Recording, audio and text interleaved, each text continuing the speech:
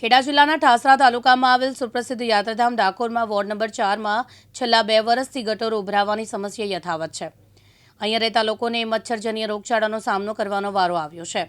ડાકોર નગરપાલિકામાં અનેકો વખત લેખિત તેમજ મૌખિક રજૂઆતો કરવા આજ દિન સુધી ડાકોરમાં ઉભરાતી ગટરોની સમસ્યા યથાવત છે। ઉભરાતી ગટરોના કારણે વોર્ડ નંબર 4માં રહેતા નાગરિકોને પોતાના બાથરૂમ તેમજ ટોયલેટમાં પણ પાણી ભરાઈ જવા પામ્યું છે। તો અહીંયા રહેતા લોકોને શૌચક્રિયા માટે જવું, કોના ઘરે જવું તે માટે મોટો પ્રશ્ન ઉદ્ભવી રહ્યો છે। ઉભરાતી ગટરોના કારણે નાના ભૂલકાઓને ગંદકીમાંથી જવાનો વારો આવ્યો છે, જેના કારણે તેઓ બીમાર પડે છે। વોર્ડ નંબર 4ના નાગરિકો દ્વારા ડાકોર નગરપાલિકા પણ હાલમાં રજૂઆત કરવામાં આવી।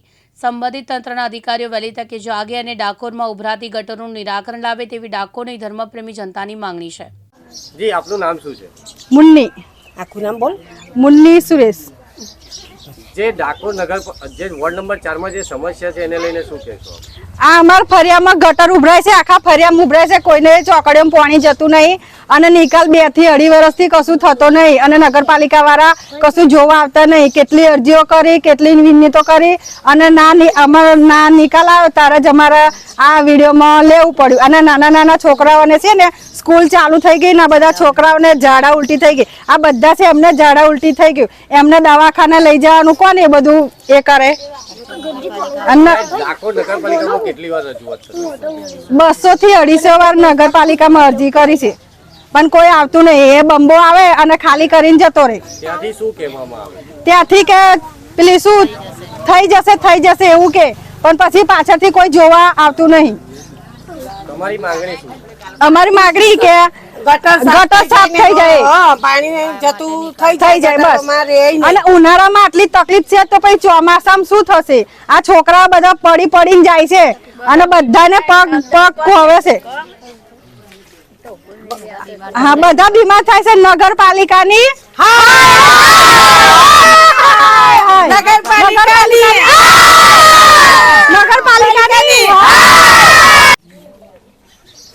આપનું નામ શું છે?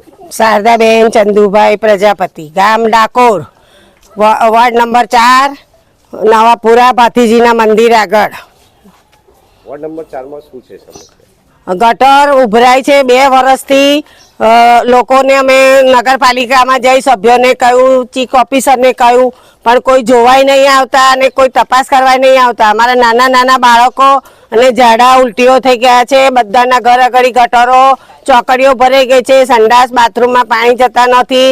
બધાની આ ચોકડીઓ ભરેલી ફૂલ છે અને એટલી બધી દુર્ગંધ આવે છે કે બાળકો અને મોટા પણ ઝાડા ઉલટી થઈ જાય છે અને બીમાર પડી ગયા છે। કોઈ સભ્યને બધાને વિનંતી કરી છે પણ કોઈ સભ્ય જોવા આવતા નથી અને કંઈ જ પણ કરતા નથી। અમે 2 વર્ષથી ખૂબ જ હેરાન થઈ ગયા છે। આખું પરાની વસ્તી બધી બીમાર થઈ ગઈ છે, ઝાડા ઉલટીઓ થઈ જાય છે। ડાકોર નગરપાલિકાના સભ્યો અને ચીફ ઓફિસર કોઈ જ પણ દેખવા પણ અંદર આવતા નથી।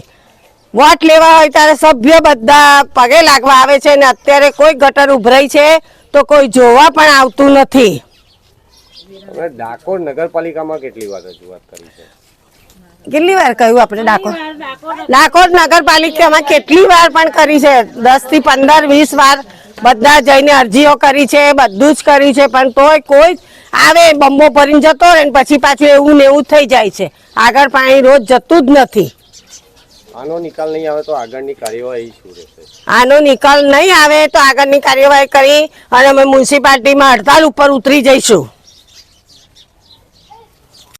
અમારા છોકરો શોભનાબેન નટુભાઈ રાવળ, કયો વોર્ડ નંબર છે? ચોથો નંબર વોર્ડ નંબર 4 નવાપરા ભાતીજી મંદિરની પાછળ ઘર આવ્યો।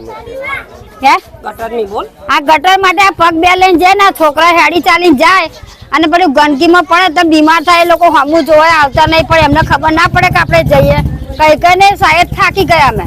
પણ અમારો મુદ્દો છે કે એ લોકોને કરવાનો। સાચું બોલજો, ખોટો શબ્દ હોય તો કે આ બેન બોલે છે। આ એ લોકોને અમારો રસ્તો કાયમનો છે, તેમને સાફ તો કરવું જોઈએ કે ના કરવું જોઈએ? ખોટો શબ્દ હોય તો તમને વિચાર થાય કે આ બેન ખોટું બોલે। સાચું બોલજો, ખોટો શબ્દ હોય તો મારો બરાબર છે કે ખોટું છે?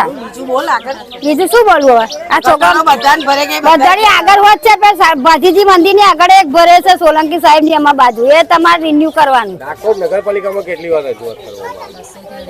200 થી 250 વાર કહ્યું 200 થી 250 વાર ઉપર કહ્યું છે પણ હજી એકું જણે સામું જોવા આવ્યું નહીં. બોલો પછી હવે અમે શું કરીએ? 2 વર્ષથી કરે છે અરજીઓ, ફોટા પાડી મેલ્યા, કાગળોમાં અરજી લખી, પછી એથી આગળ કાર્યવાહી શું કરીએ બોલો? નિખિલ ભટ્ટ, દિવ્યાંગ ન્યૂઝ, ડાકોર, ખેડા.